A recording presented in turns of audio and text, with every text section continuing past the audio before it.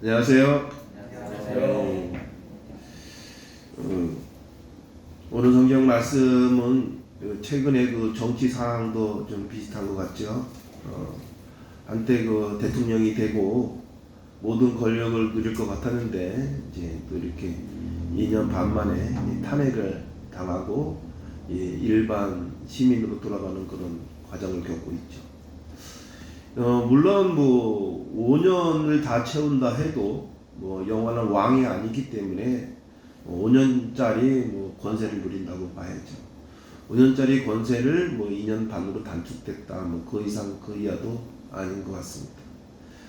영원한 건 없죠, 영원. 근데 우리는 영원할 거라고 생각하고 살고 있습니다. 우리가 죽는 걸 뻔히 알면서도 우리는 살면서 욕심을 내고 탐욕을 냈죠. 근데 뭐 욕심과 탐욕은 인간의 본성이기 때문에 그걸 탓할 수는 없어요. 중요한 거는 뭐냐면 남을 용서하지 못하는 것입니다. 그때 용서하지 못하면 영원히 용서하지 못한다라는 말이 있습니다. 이 용서도 때가 있습니다. 그래서 제가 지난 시간에 그런 말을 했죠. 암에 걸린 거는 축복이다. 왜냐면 이 암에 걸린 사람은 죽기 전에 그래도 용서할 사람은 용서 좀 해주고 또 감사한 사람한테는 또 고맙다고 말이라도 하고 죽을 수 있는데, 그렇지 않고 교통사고로 갑자기 죽는다거나 이렇게 어떤 사고로 인해서 죽으면 그 말 한마디 못하고 죽는다는 거죠. 어떻게 보면 암에 걸린 것이 참 슬프고 괴로운 일이고, 죽음을 너무 앞둔 거에 대해서 어떻게 보면 이런 사람도 있어요. 그냥 갑자기 확 죽었으면 좋겠다. 저희 어머니께서 그래요. 왜냐면 나이가 많이 이제 드셨는데 이제 고통을 겪으면서 죽고 싶지는 않으신 거예요. 그리고 또 왜냐면 본인이 지병으로 인해서 자식들이 고생하는 것도 원치 않는 거죠. 그래서 나이가 이제 고령이신 분들은 잠자다 죽는 게 최고 좋다라고 해요. 젊은 사람한테는 진짜 억울한 일이지만 그 나이 드신 분일수록 그래요. 난 자다가 죽었으면 최고 좋겠다. 충분히 이해가 되죠. 예. 그런데 우리가 이제 아무리 나이가 드셨어도 그렇다고 꼭 죽는 거는 좋지 않죠. 살아 있는 게 낫죠. 왜냐하면 이 죽은 정성보다 기르는 그 똥개가 더 낫다. 살아 있는 것 자체가 복인데, 우리가 이런 말을 해요. 우리가 나이가 먹으면 이래요. 난 다 내려놨다. 다 내려놨대요. 근데 다 내려놨을 거예요. 그리고 또 이런 분도 있어요. 나는 잃을 것이 없다. 잃을 게, 살아있는 동안 잃을 게 너무너무 많아요. 어저께 우리 이제 성도 한 분이 나는 다 까먹어서요. 전세 보증금 몇 개 없어요. 하시는 분 있었어요. 근데 전세 보증금도 남은 거잖아요. 그것도 까먹어 봐야죠. 그리고 그것뿐만이 아니에요. 그거는 약가에 빚까지 지는 사람도 있잖아요. 전세 보증금 다 까먹고 월세로 사는데 거기다 빚까지 있어. 아직도 살아있는 동안은 까먹을 게 많은 거예요. 보증금만 남아있으니까 난 까먹을 게 없다 하시는 것도 틀리신 거예요. 살아있는 자체가 까먹을 게 엄청 많습니다. 그러니까 그게 뭐냐? 가진 게 엄청 많은 거예요. 근데 우리는 그 가진 거를 만족을 하지 못해요. 항상 옆을 보죠. 나보다 더 가진 사람을 보는 거죠. 나보다 더 나은 행복을 가진 사람들을 보죠. 그러다 보니까 내가 가진 게 너무 하찮은 거예요. 아니 강남에 25억짜리 아파트 사는데 나 전세 보증금은 아무것도 아니잖아. 그러니까 나는 안 가졌다 생각해요. 근데 보증금 배가에 월세방에 사는 사람은 어쩌라고요? 그 사람에 비하면 많이 가진 거잖아요. 예? 월세방 사는 사람에 비하면 전세 이익은 많이 가진 거죠. 근데 25억짜리 집을 가진 사람에 비하면 나는 가진 것도 아닌 거예요. 이렇게 기준점이 다르다는 거죠. 이 배움도 그래요. 우리가 오늘 이 지혜서, 이 전도서는 솔로몬이 만든 솔로몬 그러면 우리가 지혜의 왕이라고 하지 않습니까? 아주 지혜로운 사람이고 가장 영화를 누리던 왕 중의 왕이죠. 이 영화를 이렇게 누리던 이 왕이 다 누려보고 나서 헛되도다 이러면 솔직히 동의가 안 됩니다. 누려보지도 못한 사람한테는 저거는 진짜 뭐랄까 허세라 그럴까요? 아니면 한마디로 재수 없다고 할 수 있죠. 사업을 저도 한때 하면서 많은 사람들이 이제 저를 옛날에 좀 보러할 때가 있었어요. 그럼 제가 그러죠. 인생이 성공이 다가 아니다. 그러면 그 분이 저를 재수 없다고 생각해요. 돈이 전부가 아니다 그러면 밥맛이라 그럽니다. 근데 살아보니까 돈이 전부가 아닌 거를 깨우칠 때가 있어요. 근데 우리가 진짜 이 돈을 벌어보는 그 맛을 우리가 진짜로 안다면 그 맛이 무의미하다는 것도 알 수가 있어요. 제가 이 돈을 버는 거를 이제 버는 거는 졸업을 하고 돈은 이제 만드는 거다라고 했잖아요. 근데 우리가 신앙인으로서 어떨까요? 우리가 신앙은 어떨까요? 교회를 열심히 다니는 거가 신앙생활일까요? 저는 그렇게 생각하지 않습니다. 우리 교회에 나오다가 안 나오시는 분이 있어요. 저는 그분들을 위해서 기도합니다. 교회에 나오지 않으셔도 무탈하시고 하신 일도 잘 되고 건강하시게요. 우리가 살아가면서 이 사람으로 인해서 상처를 받고 사람으로 인해서 행복하기도 해요. 우리가 가까운 예는 자식을 보면 행복하죠. 이 자식이 나중에 얼마나 왼수가 될지도 모르고, 그런데 일단은 태어나면은 세상을 다준 것 같이 예쁘고 기쁘죠. 나중에 속쓰릴지는 생각도 안 하죠. 내 자식은 다 효자가 될 것 같고 효녀가 될 것 같으죠. 근데 저도 한때는 그런 생각을 했어요. 저놈이 저렇게 왜 내 속을 썩일까. 근데 그러다가도 이런 생각이 들어요. 저놈 때문에 내가 참 즐거웠을 때도 있었는데, 우리가 그 사람의 관계성에서 그런 것 같아요. 좀 이렇게 믿고 꼴보기 싫을 때 그 사람과의 좋은 관계였을 때를 한번 생각해 보는 거죠. 우리가 이 사기 사건이 많잖아요. 사기를 당해요. 그러면 쳐죽일 놈이 되고 쳐죽일 년이 됩니다. 근데 사기는 모르는 사람한테 당하는 게 아니거든요. 잘 아는 사람하고 당하는 거예요. 근데 잘 아는 관계였기 때문에 동거래가 이루어진 거지. 길거리 지나갔는데 여기 나 10,000원 줘 그러면 줄 사람이 있나요? 없어요. 다 처음에는 좋은 인연으로 만나고 세상에 저 사람보다 더 좋은 사람이 없을 것 같아서 저 사람 말 믿고 투자도 하는 거 아니겠습니까? 근데 그것이 안 됐을 때 어떻게 해요? 이제 그 탓을 돌리는 거죠.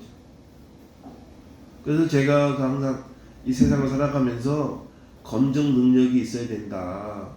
본인의 검증 능력의 부재임에 대해서 한번 자책해야 할 필요가 있다라고 저는 말합니다. 그러면 이 솔로몬은 그런 많은 영화를 누리고 나서 이렇게 다 이렇게 누려봤으니 별 의미가 없다라고 얘기하는데, 저는 이 솔로몬의 마음을 10분 좀 이해하는 편에 속하는 사람이에요. 왜냐면 저는 성공은 하진 않았지만 하고 싶은 건 거의 다 했어요. 네. 그리고 그것이 하고 싶은 걸 해갖고 다 성공한 것도 아니에요. 성공한 것도 있고 실패한 것도 있어요. 뼈저리게 실패해서 고통을 받은 적도 있어요.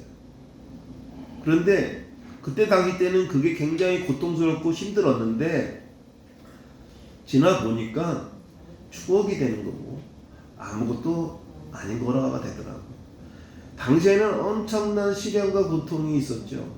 저는 20대부터 사업을 해서 20대 때 뭐를 썼냐면은 이 어음을 썼었어요. 당자수표를 썼었거든요. 당자수표 날짜가 도래되면은 피가 마르는 거예요. 거래처에서 돈을 안 주면 어떡하지? 그래갖고 왜냐면 당자수표가 부도나면 깜빵 가는 거거든요. 그러니까 이 당자수표가 도래되기 전전그 항상 결제일에 마음 조아리던 게 제 20대 때 사장이었던 것 같아요. 30이 넘어서는 오히려 그 당자수표를 할인해주는 할인업자로 입장이 전환됐지만 20대 때는 그냥 그 돌아올 어음수표 걱정에 잠을 설친 적이 많았어요. 그런데 이제는 반대로 이제 사금융업을 하면서 오히려 어음을 이제 할인해주는 입장이 되다 보니까 그 어음을 할인하러 오는 사람들의 마음을 이해가 되더라고요. 그래서 약속을 꼭 지키려고 노력했어요. 이거는 뭐 에피소드지만 그 한 예가 있었어요. 어떤 사람이 저희 전화를 했어요. 저희 회사에 뭐뭐 회사에 어음을 할인해 줄 수 있느냐라고 전화가 왔어요. 근데 이 어음 할인 장사가 이렇게 생각보다 이렇게 이익이 많이 나는 장사가 아니에요. 일반인들은 다 뭐 사채업 그러면은 뭐 다 포함되지만 우리가 나오는 뉴스에 나오는 그 악덕 사채업자는 사채업자가 아니라 그냥 범죄자인 거고요. 일반적으로 이제 어음 할인하면 1억을 할인해줘도 5만 원밖에 안 남습니다. 그런데 이제 사람들이 볼 때는 1억짜리 할인해주면 뭐 몇십만 원 남는지 알아요. 근데 1억 할인해줘봤자 5만 원 남습니다. 근데 그 10번 해주면 50만 원이고 이제 20번 해주면 100만 원이니까 은행 이자보다는 3배 이상 높은 거죠. 그렇죠? 그런 장사가 어음 할인 장사입니다. 근데 어느 업체가 전화가 와서 뭐뭐 회사에 어음을 할인해줄 수 있냐 해서 할인해줄 수 있다. 그래서 그때 이 할인율이 이제 1.25였어요. 그러니까 0.05리 장사를 합니다. 그런데 아주 오전에 그렇게 얘기를 했는데 이 사람이 바로 오지를 않았어요. 근데 오후에 뉴스가 나면서 그 회사가 어음 상태가 그 회사가 안 좋은 상태라고 소문이 나기 시작을 했어요. 그러니까 저도 만약에 큰 전주가 아니기 때문에 저도 어음을 사서 할인 받아서 저보다 돈이 더 많은 사람한테 파는 거거든요. 그런데 시세가 바뀌어갖고 그 2부에도 할인이 안 되는 상황이 된 거예요. 근데 이 사람은 오후에 온 거예요. 오후에 왔는데 오후에는 그 어음을 그 시세에 할인해 줄 수가 없었던 거예요. 그래서 제가 이거 할인 안 됩니다 라고 했더니 이 사람이 눈을 크게 뜨면서 그냥 나를 죽일 것 같이 하면서 지금 이거 할인 안 해주면 우리 회사 부도난다. 그러면 당신 우리 회사 직원들 100명 책임지라고 나를 겁박을 하더라고요. 아니 그거 1억 바꿔줘봤자 5만 원밖에 안 남고 5억 바꿔줘봤자 25만 원밖에 안 남는데 25만 원 남자고 5억을 날릴 수는 없잖아요. 근데 이 사람이 막 겁박을 해서 고민을 했어요. 부도나는 건 아니었고 시세가 높아진 거죠. 그래서 이제 결국은 그거를 제가 바꿔서 오히려 25만 원이 남는 게 아니라 25만 원을 손해봤어요. 그리고 이제 바로 할인해 줬죠. 그런 겁니다. 그러니까 제가 만약에 중소기업 사장을 안 해봤었다면 안 해줬겠죠. 경험이라는 게 그래요. 근데 우리가 어려워 봤으면은 어려운 사람들을 이해할까요? 제가 이 사금융을 오래 하다 보니까 그런 게 있더라고요. 뭐든지 카드 깡이라고 해서 돈이 필요한 사람이 이제 카드로 결제를 해요. 그걸 물건을 산 것처럼 하는 게 카드깡인데, 그렇게 해본 사람이 나중에 카드깡 업자가 되더라고요. 그 얘기를 하면 사람들이 그래요. 아유, 누가 카드를 긁어서 돈을 써요? 그렇게 비싼 이자를. 그러니까 안 해본 사람은 그런 거예요. 해본 사람은 나중에 이거 돈 되는구나. 내가 나중에 지금은 돈이 없어서 카드깡을 하지만 내가 나중에 돈 되면 카드깡 사업해야 되겠다. 자동차 대출하는 친구들도 그래요. 참외 끼고 돈 빌려본 애가 그 비싼 이자를 알고 나서 나중에 돈 생기면은 자동차 대출하고 합니다.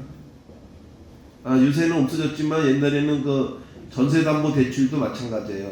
전세담보대출이 제가 현직으로 있을 때는 그게 그 사채업자의 전유물이었어요. 근데 나중에 이제 은행들이 전세담보대출을 해주기 때문에 사채업자가 해줄 일이 없지만, 예전에는 전세담보대출이 유일한 사채업자들의 하나의 상품이었는데 그것도 마찬가지예요. 그러니까 경험을 해보아서 이제 돈을 버는데, 그러면 내가 어려워봤으니까 어려운 사람을 이해는 하잖아요. 근데 실천은 없어요. 그렇지 않나요? 어려운 사람의 마음은 이해하는데 그 어려운 사람을 도와줄 실천은 하지 않잖아요. 왜 그럴까요? 해소할 수 있다는 장담이 오기 때문에 그래요. 그래서 저는 성도들한테 그래요. 어디 가서 죽는 소리 좀 하지 마라. 죽는 소리 하면은 원래 도와줘야 되잖아요, 그렇죠? 근데 죽는 소리 하면 안 도와줍니다. 왜? 돈 받을 길이 유연하잖아. 에? 그렇다고 있는 척도 할 필요 없어요. 그건 거짓말이잖아요. 그리고 있는 척하면 더 욕 먹습니다. 제가 저는 육축 하지 말랐잖아요.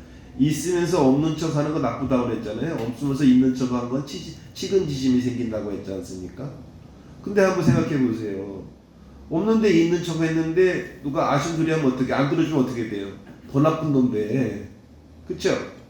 그러니까 굳이 없으면서 있는 척 하는 어리석음도 하지 마시고, 있는데 있는 척 했다가 괜히 못 도와줄 거면 그냥 얘기 안 하는 게 좋습니다. 제가 지난주까지 이 돈맥을 찾아라 9강의를 하면서 마무리하면서 제가 그런 얘기를 했어요. 사기 당하지 않는 방법은 욕심이 없으면 당할 확률이 적어진다. 검증 능력이 생기면은 더더욱 당할 능력이 안 생기다. 근데 제가 솔로몬의 지혜서를 제가 이렇게 보면은 이 사람은 참으로 진짜 지혜로운 사람인 것 같아요. 제가 이 성경 중에서도 이 솔로몬의 지혜는 진짜로 살아가면서 참 복된 복음서라고 생각합니다. 우리가 다른 많은 책들도 있지만 성경책을 좀 의미 있게 낯것을 보지 말고 이해하면서 보면요, 어떻게 기원전에 이런 책을 써서 지혜를 줄까? 그래서 저는 이 하나님과의 영적 교류를 위해서도 성경책을 봐야 되겠지만, 세상을 살아가는 데에서도 성경책은 꼭 봐야 될 책이라고 저는 권하고 싶어요. 저는 그래요. 어떤 분은 그래요. 이 성경책에 이스라엘 조상들 얘기를 굳이 볼 필요가 있겠느냐. 맞습니다. 근데 조상 얘기도, 우리가 이스라엘 조상 얘기도 또 이렇게 읽다 보면요, 또 이렇게 타산지석이 되는 것도 있고 공감이 되는 것도 있어요. 그들의 족보를 캐라는 얘기는 아니잖아요. 우리가 성경을 외우려고 보는 게 아니라 이해하려고 보는 거 아닙니까? 이해를 하다 보면은 깨우침이 있거든요. 우리가 사람과의 관계도 그렇잖아요. 저 사람의 단면만을 보게 되면은 그 깨우침이 그 사람을 이해하는 게 이해력이 되질 않아요. 외모만 보지 말고 그 사람의 환경만 보지 말고 그 사람의 행동을 내 행동과 비교해서 한번 보라는 거죠. 그러면 그 사람이 예뻐 보일 겁니다. 설사 그 사람이 나에게 해코지를 하고 나를 험담하고 나를 뭘 한다면 그거는 내가 그에게 그렇게 보인 모습이 있지 않았나라고 한번 되돌아보시길 바랍니다. 네, 오늘 말씀 여기서 마치겠습니다.